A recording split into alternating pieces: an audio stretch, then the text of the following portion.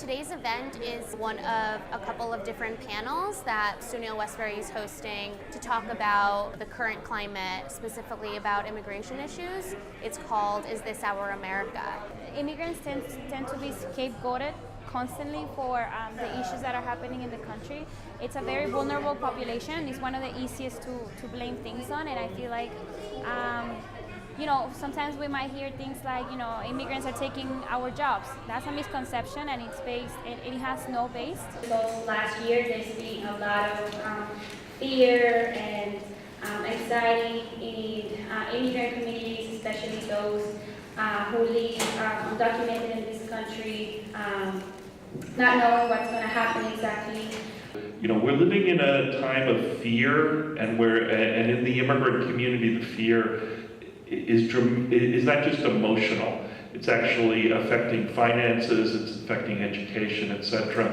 We can also hear things like, immigrants are criminals, which is something that our current president used to use often while he was on the campaign trail.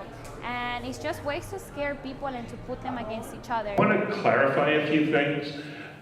There is a perception that ICE is everywhere, ICE is looking for people everywhere. They're not, okay? They don't have any more ICE agents today than they had when Donald Trump took office. On average, it takes about 6 ICE agents to arrest one person. So, do the math. They're not out all over, they're not undercover looking for people. The University Police Department has an immigration enforcement policy that's consistent with the New York State Attorney General's legal opinion. I was tasked with writing that policy. I have done so.